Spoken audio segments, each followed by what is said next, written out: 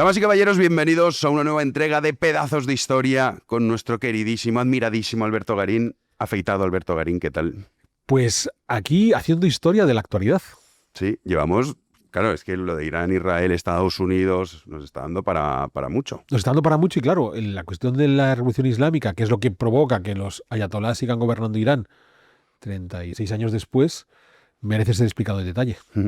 Pues sí, porque además es que hay muchos protagonistas. También está la mano de Estados Unidos en por qué cae la dinastía y, bueno, triunfa la revolución islámica. Así que nada, por donde quieras, empezamos. Entonces, vamos a entrar en materia y tal como decía, es necesario entender la historia de Irán en los últimos años previos a la revolución islámica y así poder entender cómo se produjo esa revolución islámica. También acabamos de comentar, ya tenemos un pedazo de historia dedicado a la historia general de Irán, pero me quiero centrar en lo que va a ocurrir a partir del siglo XVIII. Estamos en la última etapa de los sucesivos imperios persas, desde aquel viejísimo imperio persa de Ciro el Grande y compañía, pues la ultimísima etapa es el imperio safavida, que para redondearlo se desarrollaría entre el 1500 y el 1800, por tanto, un imperio contemporáneo del imperio turco otomano, al que también hemos dedicado un pedazo de historia, que además era el otro gran rival del imperio otomano. Los otomanos tenían dos rivales, al occidente a los Habsburgo, al oriente a los persas safavidas. ¿Qué sucede con este imperio safavida? Pues algo muy parecido que con el imperio otomano. Cuando se adentra en el siglo XVIII, la Europa noroccidental, comenzando por Inglaterra, está dando un salto cualitativo, tanto del punto de vista económico como político. Se ha puesto en marcha la revolución industrial. E Inglaterra, que era un reino pequeño, se va a convertir progresivamente en el árbitro de la política internacional, incluyendo en el mundo persa. Hemos de pensar que ya para finales de esta dinastía safavida, que, insisto, se va a prolongar hasta 1800, los ingleses ya han puesto un pie en la India, quieren controlar esa ruta a la India, y ese control de la ruta a la India pasa por tener cierta preponderancia sobre Irán. Y cuando los ingleses comienzan a intervenir en Irán, en ese Irán de la dinastía safavida, en unas condiciones, en principio, de relaciones comerciales privilegiadas que progresivamente se van convirtiendo en un auténtico protectorado político, algo muy parecido a lo que se vivió en el Imperio Otomano, pues bien, en ese mundo persa los ingleses se van a encontrar con otros europeos que quieren intervenir sobre Persia al norte, que son los rusos. Ese otro imperio en construcción, hemos de pensar, y lo hemos comentado aquí, en aquel pedazo de historia que hicimos con la guerra de invierno cuando Stalin atacó Finlandia, que los rusos, que los tenemos siempre como un país poderoso, importante, realmente es a comienzos del siglo XVIII cuando empiezan a adquirir protagonismo, y un siglo después lo tenemos en la frontera persa, rivalizando por el dominio sobre Persia con los ingleses. ¿Qué va a suceder a partir de ese momento? Pues a partir de ese momento tenemos una penúltima dinastía gobernando Persia, la dinastía Qayar, que es contemporánea a las últimas dinastías del Imperio Otomano y que, como le ocurre en el Imperio Otomano, en el Imperio de los turcos otomanos, según van avanzando a lo largo del siglo XIX, cada vez se tienen que ir sometiendo más a estas potencias extranjeras, en el caso de Persia, ingleses y rusos. Se va dando una resistencia interna que busca mantener más que nada las viejas tradiciones persas, en muchos casos vinculados a su faceta religiosa, el chiismo. Hemos de pensar que los safavidas fueron los que establecieron definitivamente el chiismo como la religión mayoritaria de los persas. Pues bueno, la siguiente dinastía, los Qayar, mantienen esa preponderancia del chiismo. Entonces, frente a la presión ejercida por las potencias extranjeras como Inglaterra y Rusia, hay una corriente de resistencia tradicionalista que se refugia en el chiismo como una de esas formas de identidad propia es el germen de lo que encontraremos un siglo más tarde con Jomeini y los ayatolás, que llevará hacia la Revolución Islámica, pero en paralelo, al igual que ocurría en el Imperio Otomano, hay otra corriente que a partir de 1870-1880 está encarnada por los propios shahs, por los propios reyes persas, por los propios Qajar, que es modernizarse.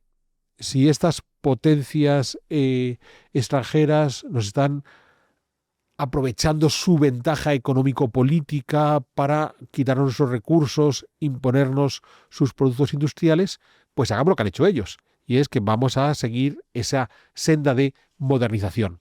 Entramos aquí en lo que se llamó la Revolución Constitucionalista persa de finales del siglo XIX, comienzos del siglo XX, donde lo que pretenden es un giro político, tratar de establecer todas las novedades institucionales que se han llevado a cabo en la Europa occidental, en Inglaterra a partir de sus revoluciones del siglo XVII, en el resto de Europa tras la Revolución Francesa, esta que comentamos en nuestro libro con Villanueva, pues tratar de implantar esa nueva institucionalidad política como el camino que pueda suponer la mejora generalizada de Persia.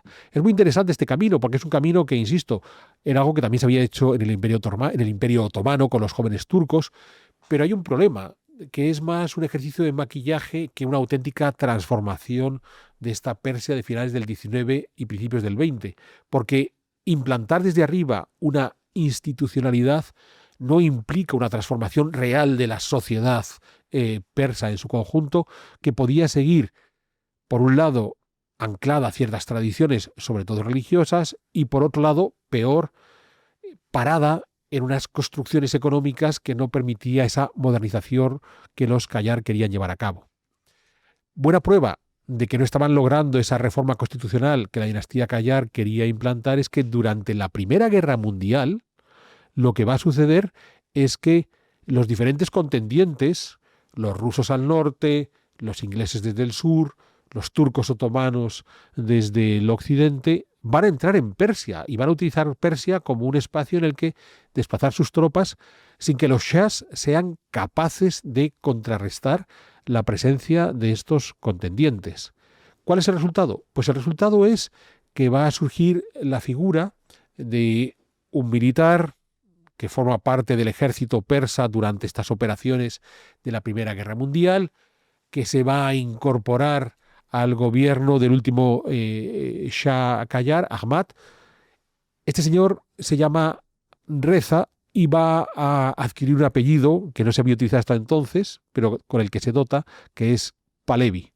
Reza Pahlavi, el padre del Shah que fue depuesto por la Revolución Islámica. Y Reza Pahlavi progresivamente va a ir acaparando más poder dentro del gobierno del Shah hasta que en 1925 da un golpe de Estado y él toma el poder. 1925 no fue un año casual para ese golpe de Estado. En 1925 se descubren los primeros grandes yacimientos de petróleo en este mundo persa.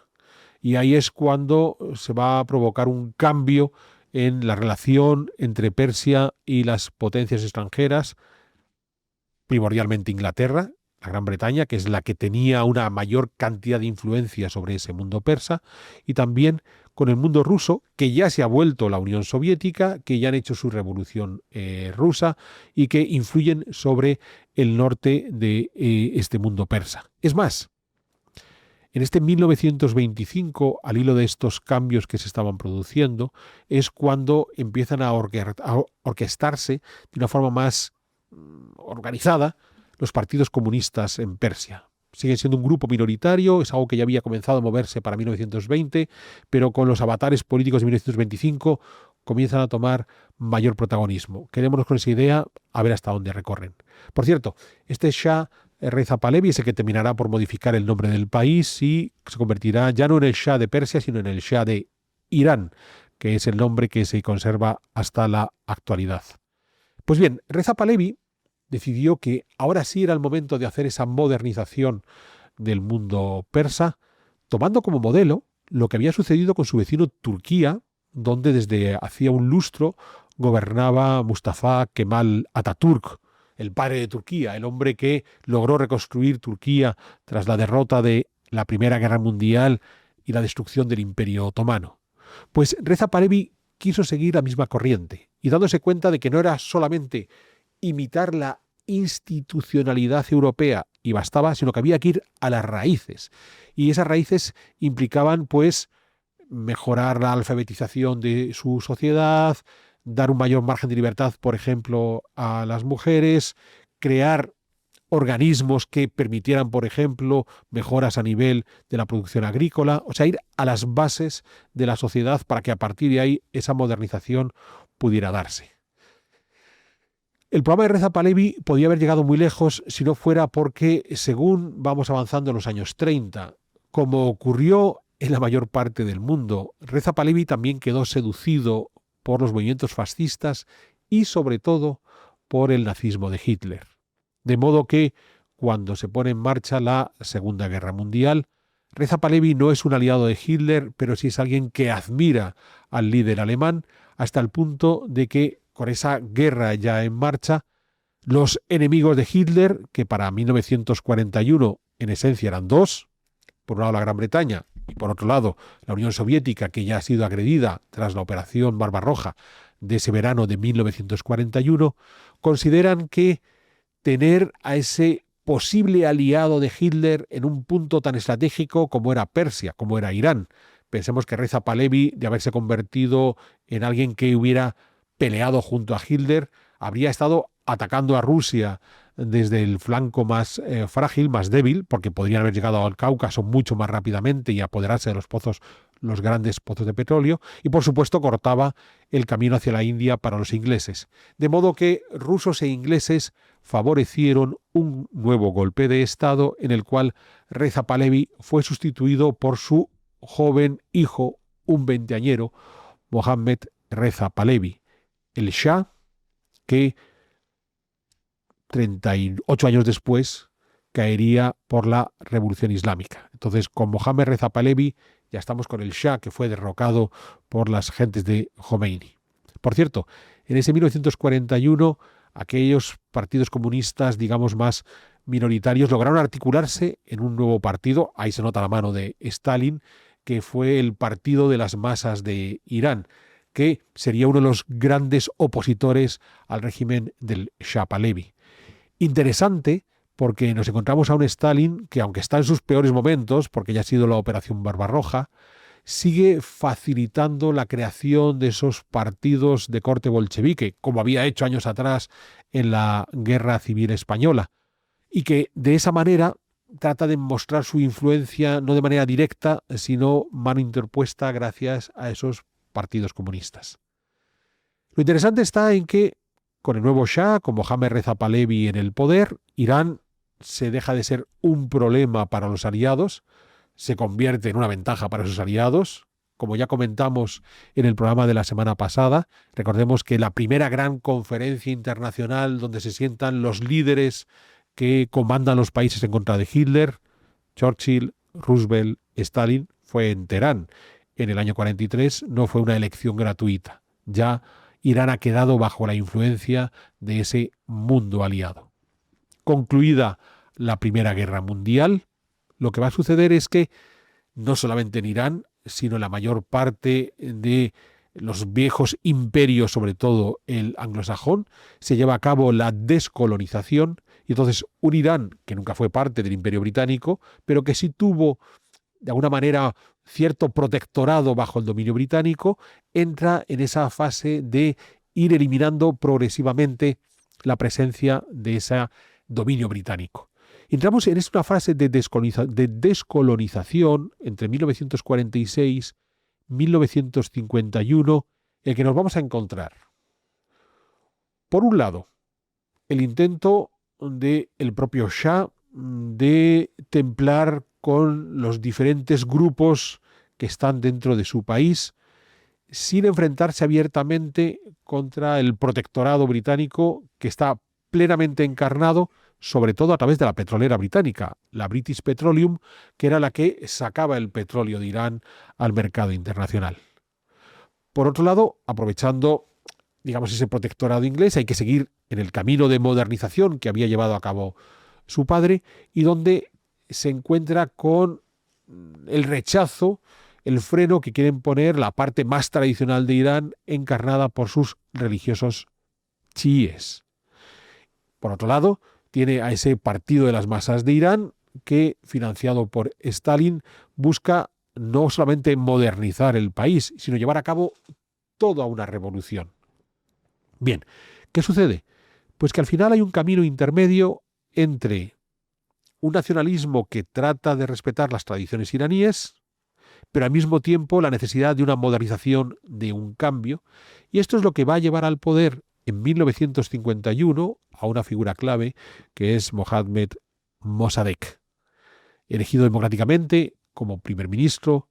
Mossadegh en aquel momento fue visto por el Shah como un rival que claramente opacaba su capacidad de reinar, por los integristas religiosos como un tipo que atentaba claramente contra la tradición, y para el gran protector británico su peor enemigo, porque una de las primeras medidas que tomó Mossadegh fue nacionalizar la producción petrolera, buscando que todos los beneficios del petróleo fueran para el propio gobierno iraní. ¿Esto qué supuso? Pues supuso que en el año 53 hay un movimiento orquestado por Estados Unidos apoyando a los británicos, por la CIA de Dulles, que logró que Mossadegh fuera expulsado del gobierno y que el Shah recuperara los plenos poderes. Es muy importante tener en cuenta esa fecha, 1953. Es cuando comienza a gobernar en Estados Unidos Eisenhower.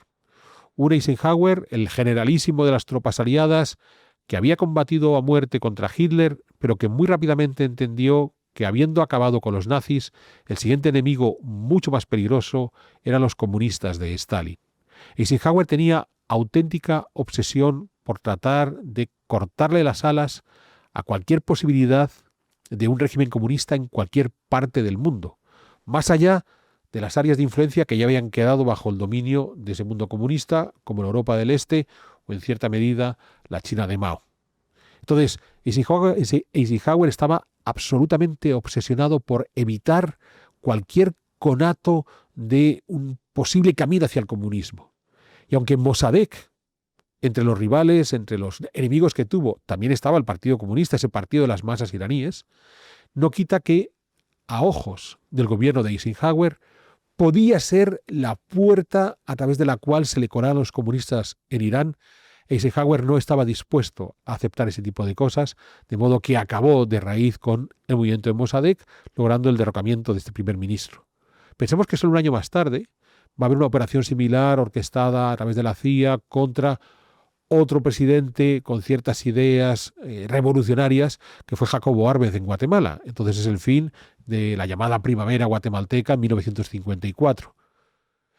Es muy interesante porque cuando los iraníes estudian su historia, hablan largo y tendido sobre la mala decisión del Shah de derrocar a Mossadegh y a partir de ahí establecer un gobierno que terminó por derivar en el régimen de los ayatolás. O cuando los guatemaltecos estudian su historia, hablan de las diferentes tensiones que había entre los grandes propietarios de fincas y un Jacobo Arbenz que quizás quería mejorar las condiciones de vida de los guatemaltecos en general.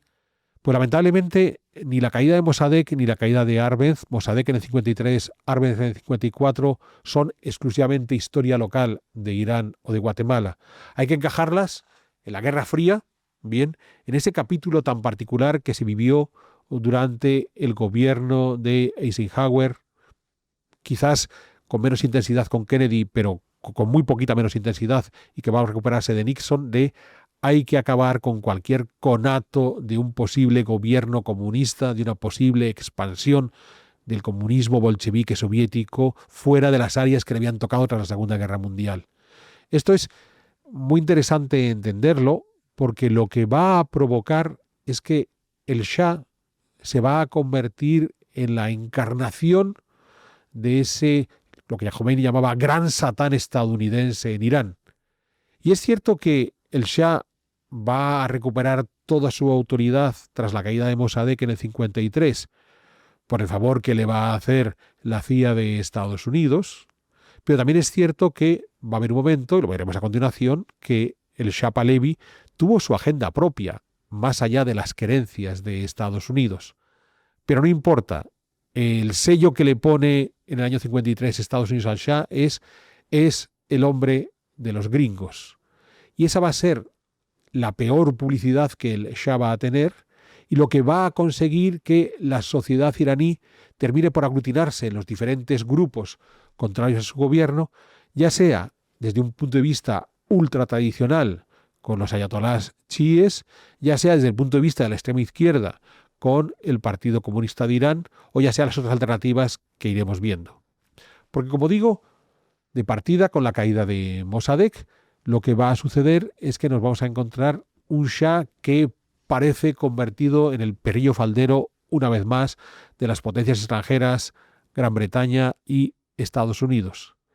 Y, sin embargo, Mohammad Reza Pahlavi, siendo consciente de que tiene que ser capaz de mantenerse en la línea que el propio Mossadegh quería desarrollar, que su padre Reza Pahlavi ya había puesto en marcha, hay que seguir modernizando Irán.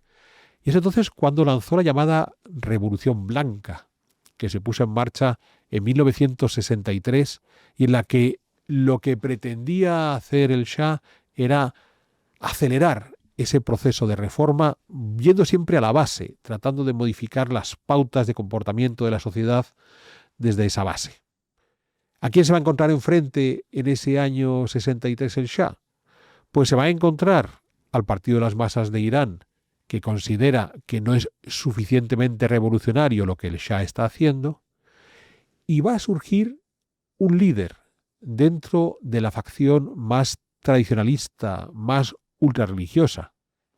Porque ayatolás, el ayatolá es una especie de título dentro de la jerarquía religiosa chií que se le concede a aquel que consideran que tiene una capacidad de entender la religiosidad islámica desde el punto de vista chií muy avanzada.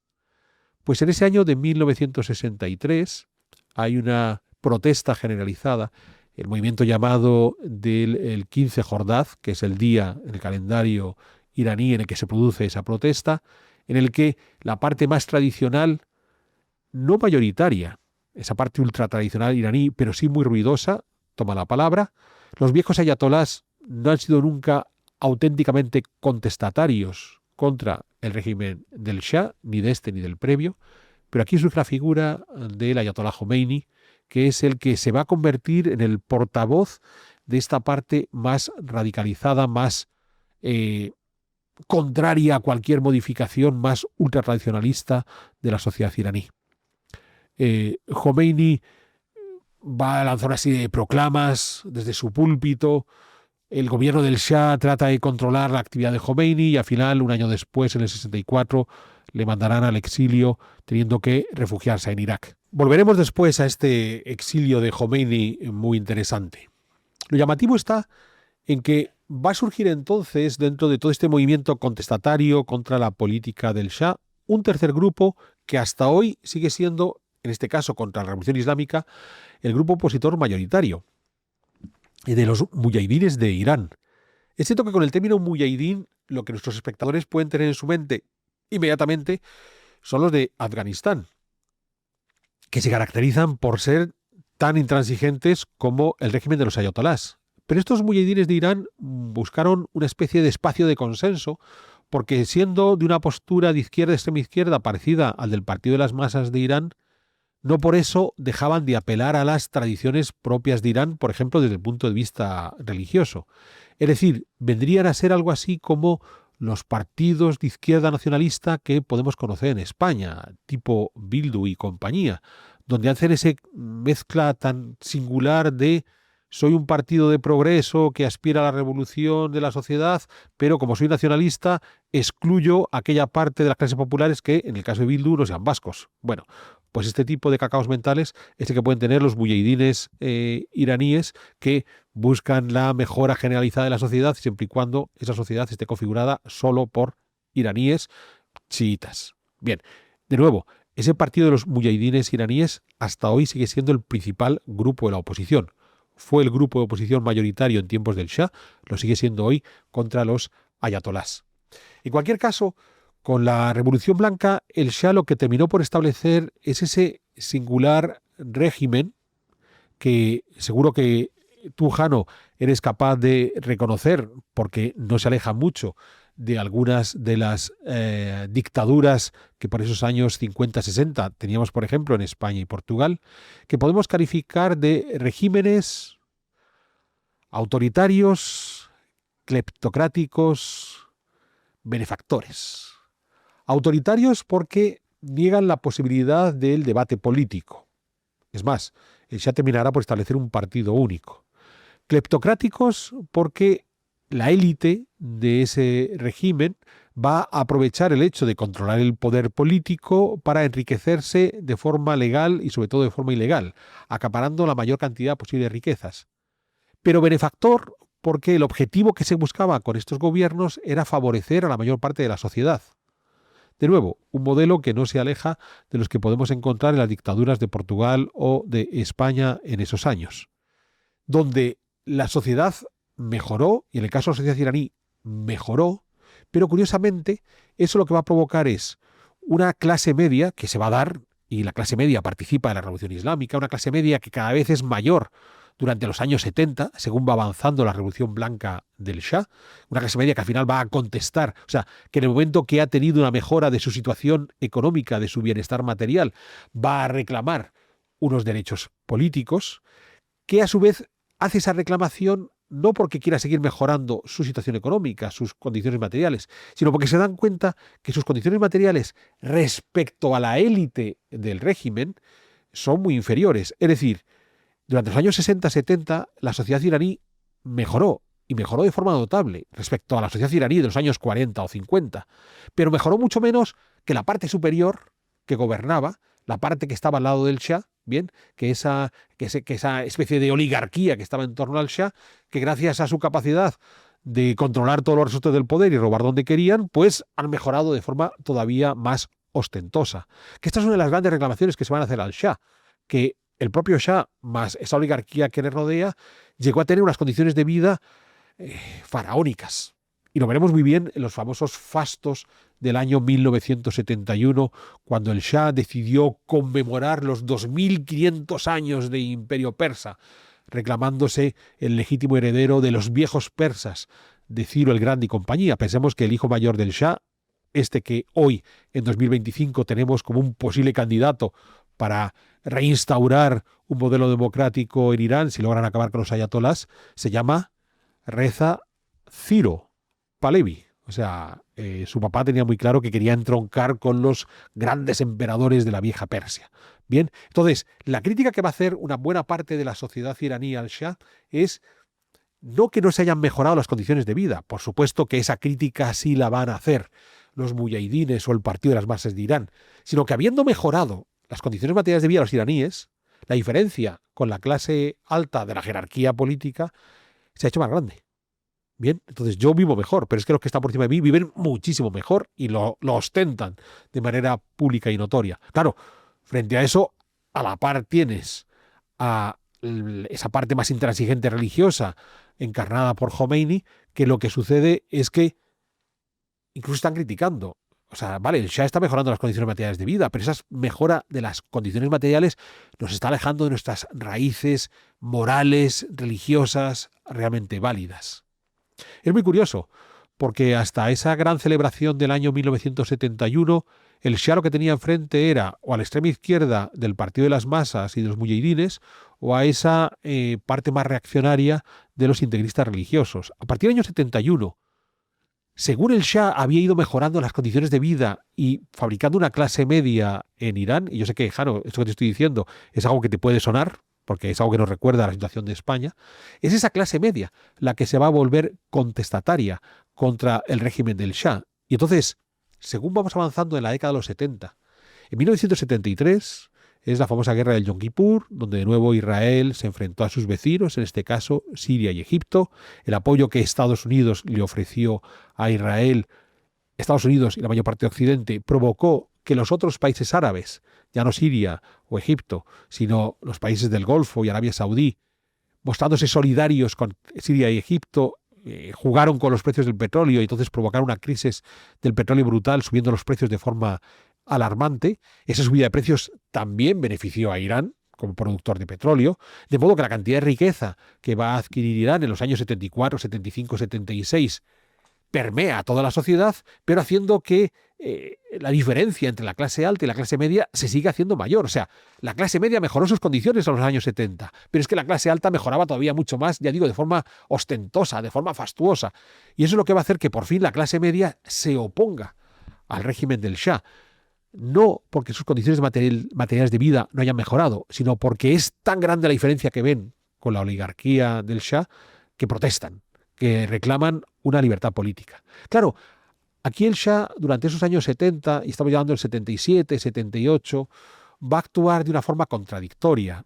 Persigue a los disidentes políticos, los encarcela, pero al mismo tiempo trata de seguir dando mejoras materiales para que la sociedad se satisfaga. Pero entonces la sociedad reclama la libertad de los presos políticos. Entonces libera a los presos políticos que vuelven a montar follones en la calle. Y llegamos, por ejemplo, al famoso Viernes Negro en 1978, donde se produce una gran manifestación pública en la que el Shah no solamente manda a la policía, sino al ejército, hay disparos y mueren, no sabemos si docenas, cientos o miles de personas, porque dependiendo quién cuenta la historia, son más o menos muertos. La cosa es que sí que hay una cantidad importante de fallecidos en esa protesta. Luego hay también un problema del incendio de un cine, que no se sabe si está provocado o es fortuito, pero que también se atribuye a la policía secreta del Shah, al Kayak, que se había convertido en el principal enemigo de los disidentes políticos del régimen, absolutamente detestado. Hasta hoy los ayatolás siguen recordando que lo peor que le ha ocurrido a los persas, a los iraníes, fue esa policía política del Shah, cuando la policía político-religiosa de los ayatolás han hecho las mismas burradas que la policía del Shah, pero multiplicadas por 10, por 100 o por 1000. Bien, pero hoy si vas a Teherán todavía tienen las cárceles de los presos políticos donde el Kayak perseguía y torturaba a esos presos políticos. Eso todavía los ayatolás siguen jugando con esa carta que ya tiene 50 años producida atrás. Bien, entonces todo esto, como digo, lo que va a desembocar es a un movimiento en el que la mayor parte de la sociedad ya se opone al Shah. Los radicales de extrema-izquierda del Partido de las Masas, los mujahidines, la parte reaccionaria, los religiosos liderados por Ayatollah Khomeini, pero el resto de la sociedad también huelgas, manifestaciones, hasta el punto de que el 16 de enero de 1979 el Shah Mohammad Reza Pahlavi toma un avión y sale de Irán. En principio porque tiene problemas de salud, que los tenía un cáncer, pero sobre todo lo que hace es huir de un país que ya se le ha descontrolado y que no se siente capaz de poder gobernar. Estamos en enero del 79. Hemos visto cómo la propia actitud de Mohammad Reza Pahlavi ha sido uno de los desencadenantes de una situación de inestabilidad política notable en Irán. Pero permíteme, Jano, que cambiemos de espacio geográfico y nos traslademos a Estados Unidos. A un Estados Unidos que en 1979 tiene como presidente a un personaje realmente singular, además fallecido el año pasado.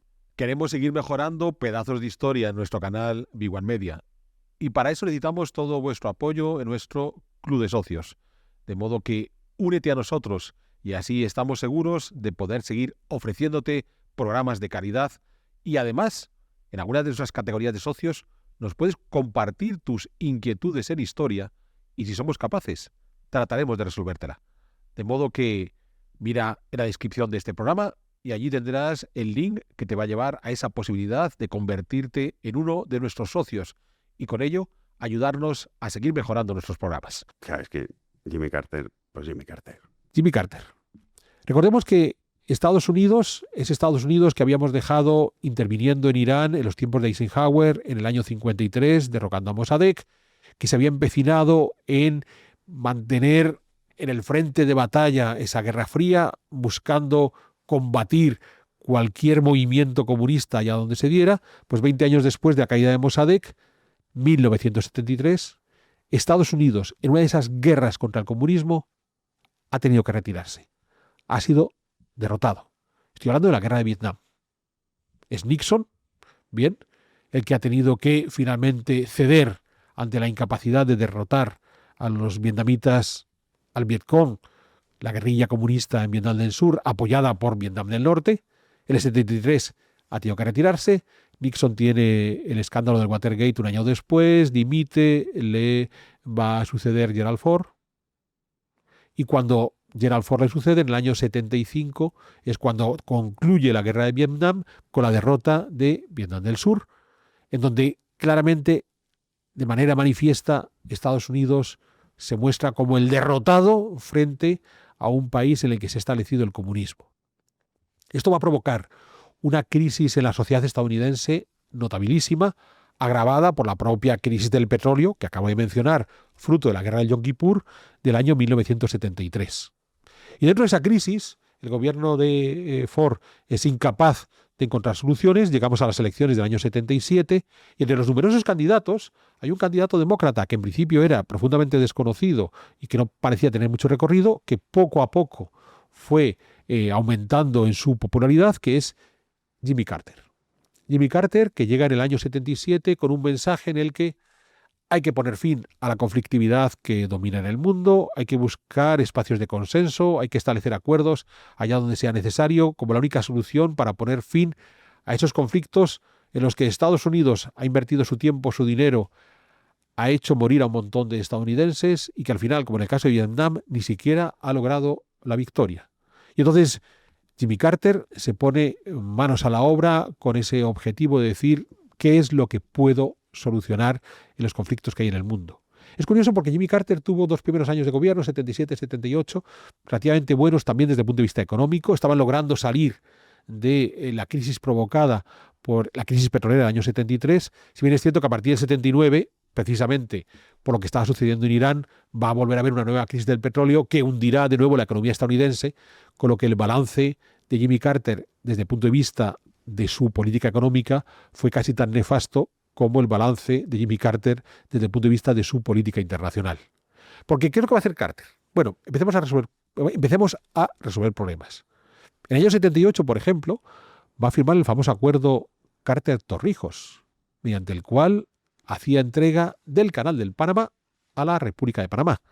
Una entrega que fue muy contestada por buena parte de los estadounidenses. Claro, el Canal de Panamá está construido dentro de la República de Panamá. Es más, Panamá, que había formado parte desde las independencias de comienzos del 19 de Colombia, fue segregada de Colombia por la acción de los Estados Unidos en 1904, precisamente para construir el canal. Un canal que era propiedad de Estados Unidos porque había sido financiado con dinero estadounidense. Pues bueno, Carter decidió que era un problema que Estados Unidos tuviera un cacho de mundo que no le pertenecía realmente en un paisito tan pequeño como Panamá, y lo resolvió entregándoselo a Torrijos, que no era precisamente un modelo de gobernante demócrata, al contrario, era uno de estos autoritarios propios del mundo hispanoamericano.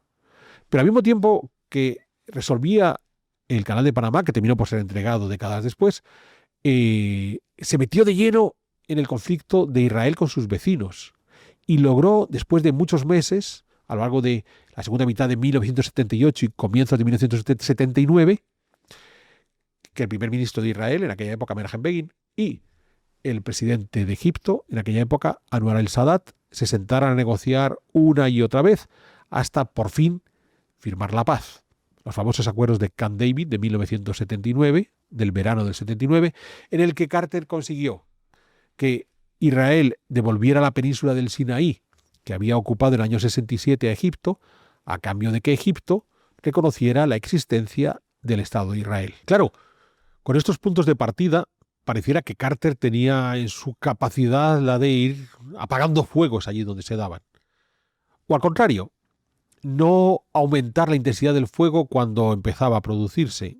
Y entonces, en ese año 79, lo que nos vamos a encontrar es 16 de enero, el Shah de Irán huye de Teherán y Carter decide no acogerle. El pobre Shah andará dando vueltas por medio mundo. Sí que hay un momento, a finales del 79, que llegó a ser recibido en Estados Unidos para tratar su enfermedad de cáncer. Es cuando se genera un conflicto con los ayatolás que están en el poder en Irán.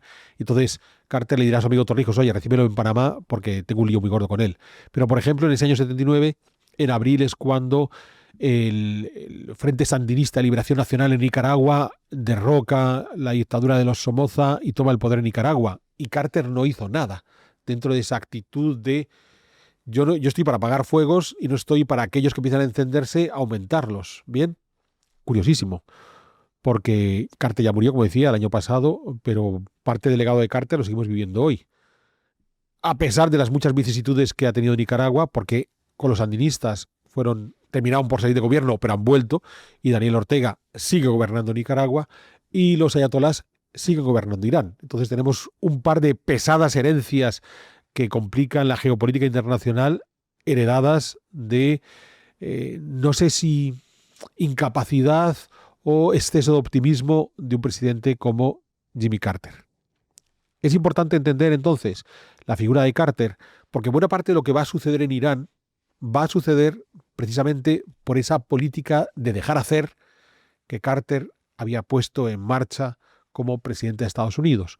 Una política de dejar hacer que nos puede resultar en cierta medida contraria a lo que hemos visto que Donald Trump ha terminado por hacer en el caso de Irán en este 2025.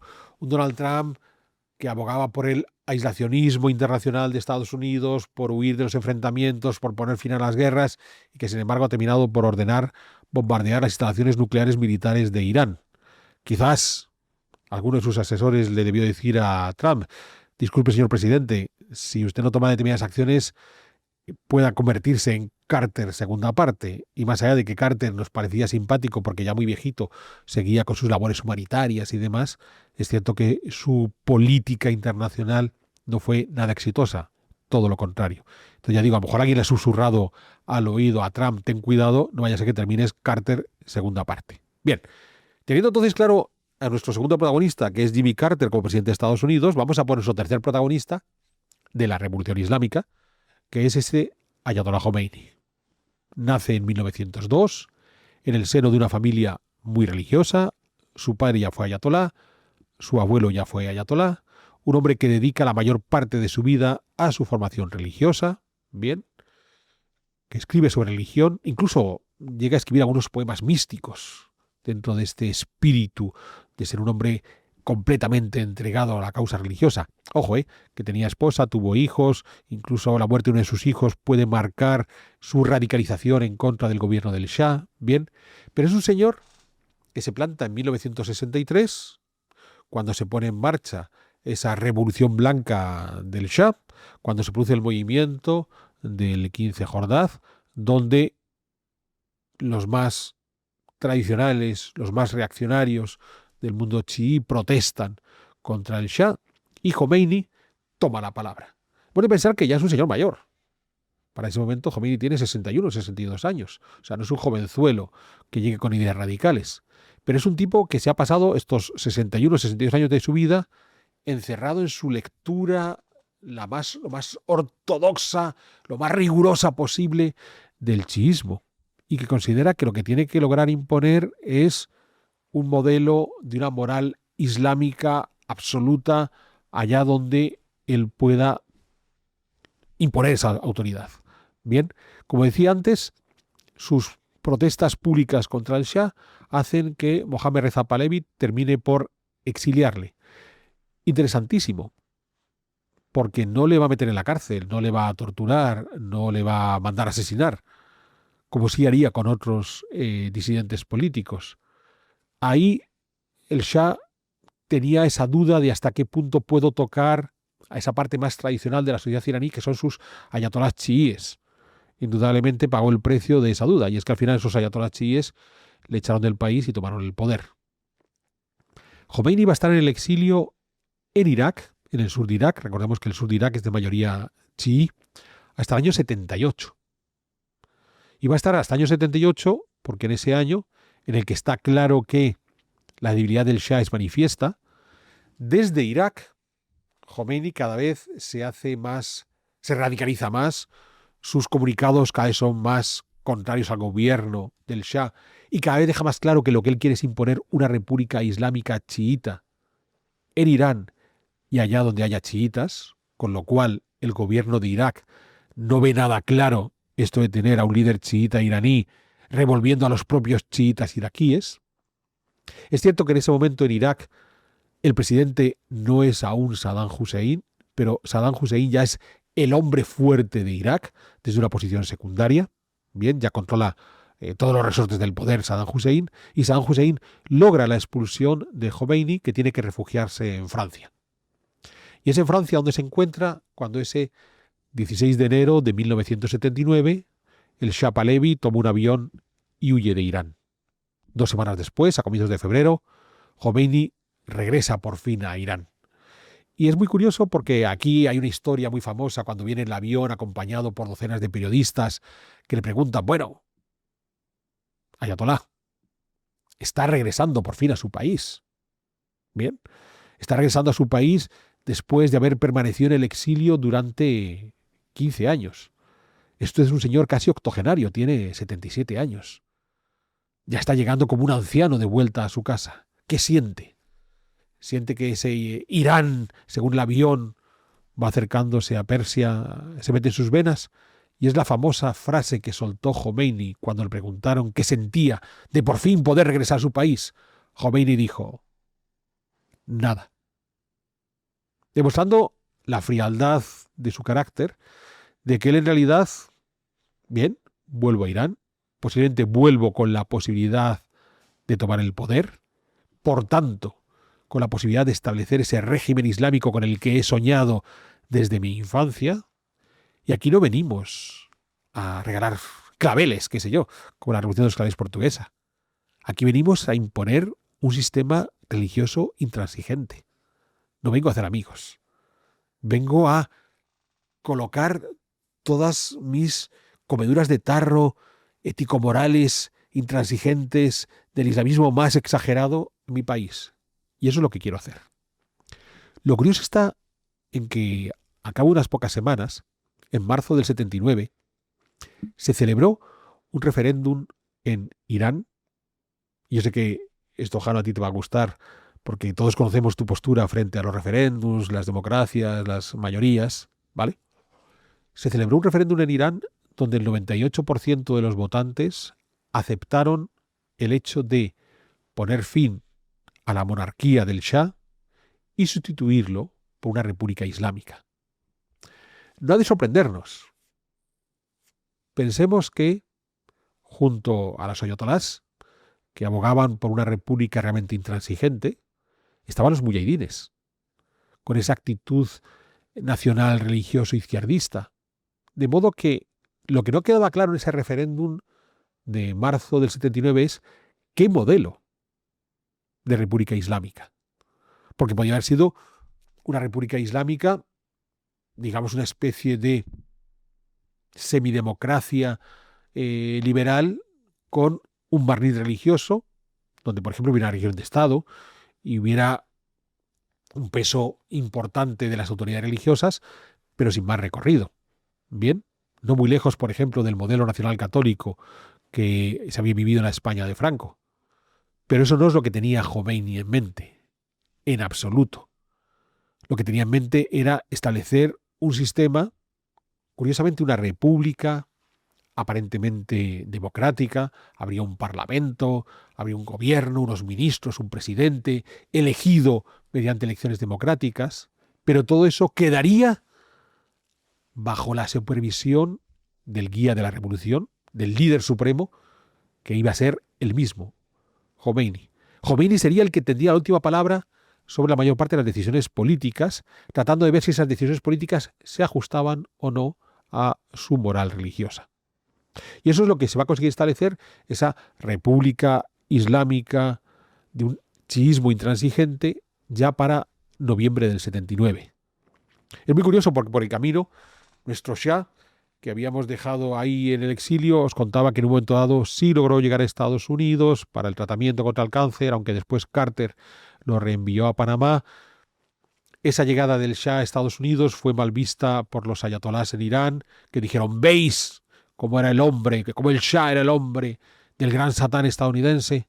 Y es cuando se produce el asalto de la embajada de Estados Unidos en Teherán, donde van a ser tomados docenas de rehenes estadounidenses que permanecerán en manos de los iraníes durante más de un año, hasta que en enero del 81 logren ser liberados.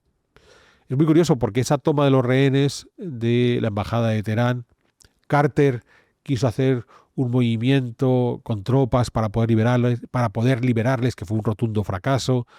No pudo hacerlo. Es cuando ya llega a las elecciones de finales del 80, donde se enfrenta a Ronald Reagan, sigue negociando la liberación de los rehenes. Y es muy curioso porque hay una confusión. No sabemos si la negociación al final la lideró Carter y él firma la liberación, o si por detrás Reagan es el que ya está moviendo los hilos para ser liberados. La cosa es que cuando ya se produce definitivamente la liberación, cuando los rehenes fueron embarcados en un avión y enviados a Europa para esa liberación, ya está Reagan en el poder. Reagan ha vencido las elecciones. Reagan vence en las elecciones a Carter porque es capaz de mostrar que Carter ha sido inoperante en la economía. La crisis provocada por la Revolución Islámica ha vuelto a hundir las economías en el mundo occidental. E inoperante en política internacional. Se han escapado los iraníes, les han tomado rehenes, los sandinistas están haciendo las suyas en Nicaragua. O sea, esto es un desastre. Entonces, bueno, Reagan, nada más asumir el poder en enero del 81, se pudo poner la medalla de que había logrado por fin la liberación de los rehenes estadounidenses presos en Teherán. Y envió para recibir a los rehenes a Jimmy Carter, que fue quien en nombre del gobierno de Estados Unidos se marchó a Europa a recibir con los brazos abiertos a estos rehenes. La cosa es que a partir de ese momento, con la toma de los rehenes en la embajada de Estados Unidos y lo que va a suceder a continuación, de partida Khomeini se lanza a un programa maximalista, quiere establecer esa república islámica muy intransigente, porque el líder supremo religioso será el que controle cualquier actividad política. Con todo, va a tener un problema, y es que en 1980, en el verano de 1980, su vecino, Irak, donde ya gobierna Saddam Hussein desde el año anterior como presidente, desde 1979, Irak invade Irán. Que esto es muy curioso, porque Irak es un país mucho más pequeño y mucho menos poblado que Irán. Entonces, Irak invade Irán, no fue muy eficiente en el proceso militar, de modo que incluso con toda la desarticulación institucional que se estaba viviendo en Irán por la Revolución Islámica, tras unos meses el ejército iraní logró repeler y entraron en una guerra de trincheras que se prolongó durante 8 años más. Lo curioso fue que inicialmente Irak fue visto como el, entre comillas, candidato del mundo occidental. Y Saddam Hussein, en aquella guerra de Irán e Irak, logró recibir el apoyo de su aliado tradicional, la Unión Soviética, pero también de Estados Unidos, los países europeos y demás, que querían combatir contra estos intransigentes. Y enfrente, Khomeini, que no tenía armas o no tenía las mejores armas para enfrentarse a Irak, y por eso en el primer golpe tuvieron que retroceder, va a lograr recibir armas fabricadas en Estados Unidos, en aquello que yo explicaba ya la semana pasada, en el caso del Irán-Contra. Y es que ya el gobierno de Reagan quiere favorecer un movimiento contrarrevolucionario en Nicaragua contra los sandinistas, no puede financiar el gobierno de Estados Unidos directamente esa contrarrevolución, esa contra contra los sandinistas, y entonces lo que va a hacer es establecer una venta de armas a Irán, que necesita armas para enfrentarse a Irak, a través de Israel, y el dinero que se recibe de esa venta de armas se entrega a la contranicaragüense que pelea contra los sandinistas. Un movimiento que estaba organizado por un coronel del ejército de Estados Unidos, Oliver North, que fue el que se comió todo el marrón y que dijo: he sido yo el que lo he hecho. Si alguno piensa que me está guiando la mano de Reagan, están teniendo unos sueños inesperados, aunque todo apunta a que la idea no fue del propio Oliver North, que había más gente por encima que tuvo que orquestar algo tan complicado. Lo interesante del Irán-Contra es que, claro, en ese primer momento, dado que el régimen de Khomeini tiene que enfrentarse a Irak, le faltan armas y las consigue de esta forma tan retorcida a través de Israel, no va a haber una declaración pública y manifiesta en contra de Israel. Pero cuando se desmonta todo el tinglado del Irán-Contra, a partir de ahí ya Khomeini, que desde su juventud, que ya en sus réplicas contra la Revolución Blanca del Shah de los años 63-64, había dicho que uno de los objetivos era implantar en todo el mundo islámico unos sistemas religiosos intransigentes. Otro de los elementos a añadir era acabar con los enemigos más claros del mundo islámico, que eran Estados Unidos, el gran Satán, y su principal representante en Próximo Oriente, que era el Estado de Israel. Entonces, Jomeini es un tipo que siempre estuvo obsesionado con la idea de destruir el Estado de Israel, algo que heredó su sucesor en el liderazgo supremo, Ali Jamenei, que fue el último presidente de la República de Irán en los tiempos de Jomeini, y que a la muerte de Jomeini pasó a convertirse en el nuevo líder supremo. Porque, ¿qué va a suceder con esa revolución islámica? Pues bueno, la guerra de Irán e Irak concluyó en 1988 y pocos meses después, ya en el 89, murió Jomeini, con lo que, digamos, se cerró esa primera gran fase de la revolución islámica, con una república islámica ya perfectamente consolidada. En el momento que Jomeini muere, hay una sucesión sin ninguna dificultad al siguiente líder supremo, Ali Jamenei, el que sigue ostentando ese cargo hasta hoy. Y en cualquier caso, lo que sí vamos a tener es la expansión de ese modelo de intransigencia islámica convertido en toda una institución política por doquier. Y no solo entre los chiitas, ¿bien? Porque esa expansión la vamos a encontrar a comienzos de los 80 en los territorios palestinos con la yihad islámica. Poco después, en el Líbano, estos sí chiitas con Hezbollah. En los propios territorios palestinos, poco después, a partir del 85, con Hamas. O a finales de los 80 va a llegar, por ejemplo, hasta Argelia con el FIS. Bien, toda la serie de ramificaciones del modelo de intransigencia religiosa que había puesto en marcha el Ayatollah Jomeini en Irán a partir del año 79 y que va a ser replicado en otros países musulmanes donde hay chiitas o donde no los hay. El último ejemplo sería ya el de los talibanes en Afganistán. Y donde, como tú bien sabes, Jano, el mejor ejemplo de esa expansión del modelo iraní es el caso de las mujeres. Las mujeres que tienen que cubrirse, las mujeres que tienen que ponerse el velo, las mujeres que tienen que ponerse el pañuelo por delante de su rostro, o las mujeres que tienen que estar completamente cubiertas. Pues allá donde tenemos estas mujeres cada vez más cubiertas es donde progresivamente se han ido difundiendo los principios de esa revolución integrista islámica que se encendió en Irán en aquel enero-febrero del 79, con un Shah que fue incapaz de defender su programa político, con un presidente de Estados Unidos, Jimmy Carter, que mostró una debilidad manifiesta, y con un tipo como el Ayatollah Jomeini, que tenía las ideas muy claras de lo que quería hacer y que lo consiguió. No solo la cuestión del velo. También es que, claro, la guerra Irán-Irak habría mucho que contar. Por ejemplo, los Basij, que son estos tipos que iban corriendo, bueno, hasta niños. Sí, es una cosa que iban corriendo para inmolarse, para hacer explotar las minas. Para hacer explotar las minas. Y es curioso, porque es algo tan terrible que hasta ha habido estudios militares que demuestran que algo tan sanguinario como lanzar a los niños, que les llevaban una llave de plástico del paraíso, porque decían, esta llave que te abre el paraíso y te mueres ahí, han hecho cálculos de que posiblemente había menos bajas con ese sistema que con el sistema tradicional. O sea, algo completamente aberrante.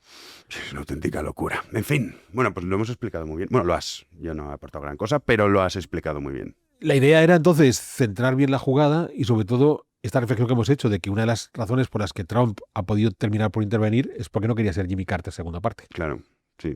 Y luego enseguida la paz, luego, pues bueno, el teatrillo, ¿no? Eso aviso, váyanse todos que voy a tirar aquí unas bombitas. Y Trump diciendo, gracias Irán por avisar. Por avisar dónde van a tirar las bombas. Sí, es verdad que el siglo XXI es todo un poco diferente, ¿no? Con el tema de las redes sociales, claro, o sea, es como que retransmiten la guerra a través de Twitter. Trump es un tipo diferente. O sea, habrá pocos presidentes que se dediquen a estar tanto tiempo en las redes sociales como Donald Trump. Sí, eso es cierto. Pues nada, querido Alberto, interesantísimo. A ver, quién sabe, quizá el día de mañana tenemos que hacer un pedazo de historia porque vuelve la dinastía de los Pahlaví al poder. Quizás. ¿Quién sabe? En cualquier caso, hasta entonces, como siempre, agradecerles que nos hayan acompañado una vez más. Suscríbanse a nuestro canal para así poder saber todas las novedades que sacamos en V1 y en V1 Plus. Y, por supuesto, les invito a que formen parte de nuestro club de socios, que es la mejor garantía para que podamos seguir adelante con nuestras producciones. Y no me queda más que emplazarles a próximas ediciones de Pedazos de Historia.